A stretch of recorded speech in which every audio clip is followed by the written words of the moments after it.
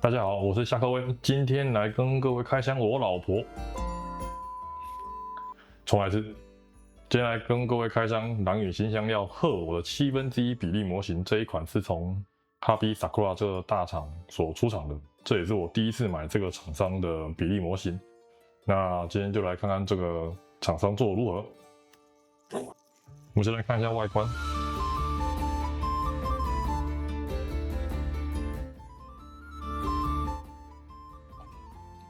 后面这个官方图是赫罗，还有一个椅子，整体来看非常漂亮，而且风格很棒，是一种情人节的氛围。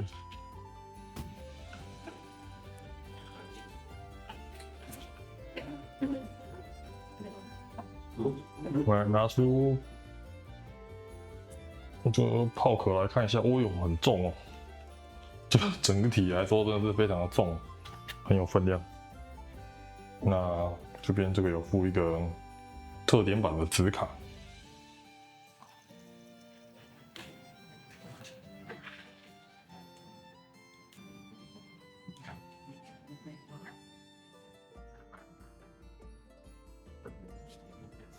，Hobby Sakura 这间厂商最近相当活跃，出了很多款模型。那这也是我第一次购买 Hobby Sakura 做的模型。现在我们就来看看这一款贤狼特罗做得如何呢？这一次这款模型，它整体上是以设计一个情人节的氛围。那赫罗右手拿着巧克力，准备要吃的模样，坐在这个椅子上。那旁边有的洛伦斯的娃娃，还有一个蓝色的礼物盒。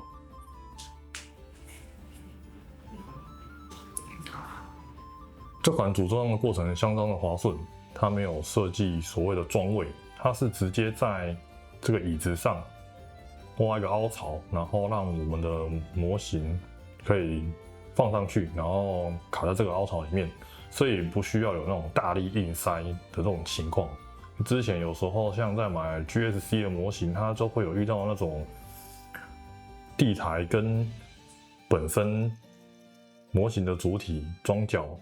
差距比较大，而需要硬凹的这种情况。那这一款我觉得 Hobby Sakura 这样做是非常值得称赞的。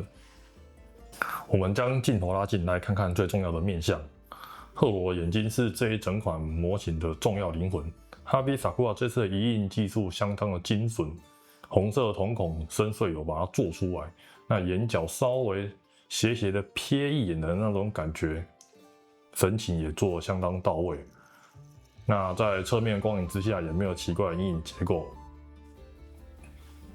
我们将视线往上移，兽耳的毛流通常都是一个挑战，这里使用了较为细腻的刻线来表现毛茸茸的质感。头发部分采用渐层的涂装，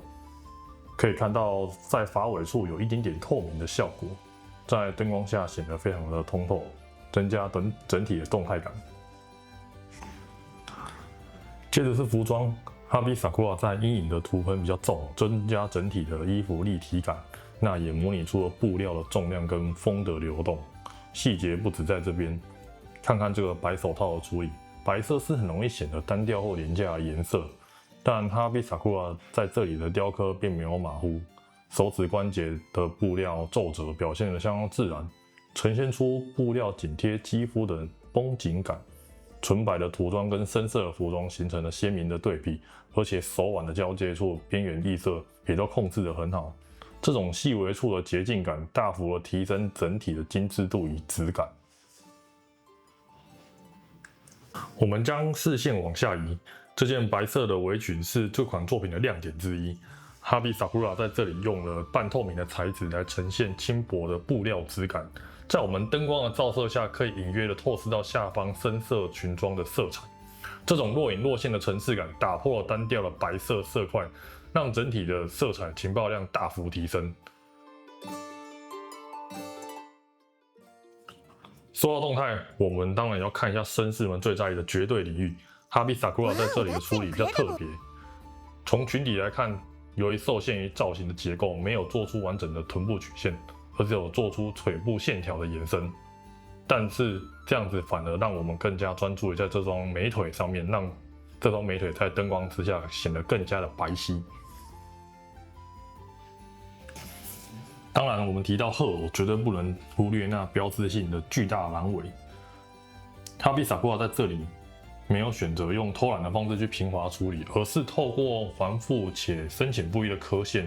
来堆叠出毛皮的蓬松感与层次。注意看尾巴末端的白色部分跟深褐色毛皮的渐层过渡非常的柔和，在侧光的照射下，这些凹凸起伏就会产生丰富的阴影，让这条尾巴看起来更加的有生命力。再来是肌肤的质感，哈比萨库拉使用的消光加上轻微阴影的手法，在手肘的部分我们可以看到有一些淡淡的粉红色，让整体看起来没有那么塑胶感，反而有一点点温润的肉感。除了本体，这次的配件也是诚意满满。看看旁边的罗文斯娃娃，有刻意做出仿布料粗糙纹理跟缝线的细节，让它看起来就像真的一个填充玩偶。尤其是罗文斯招牌的无奈表情，变成了娃娃也有被完美的还原，和赫罗脸上调皮的笑容形成一个极有趣的对比。另外一手礼物盒红色缎带有呈现出自然的飘动感，虽然说体积不大，在旁边的这个金色缎带礼物涂装的饱和度也很高，让这整体的色调增添一些节庆的氛围哦。最后我们来看资深赫罗的这张椅子，这张椅子的做工令人惊艳。首先是椅垫的这个部分，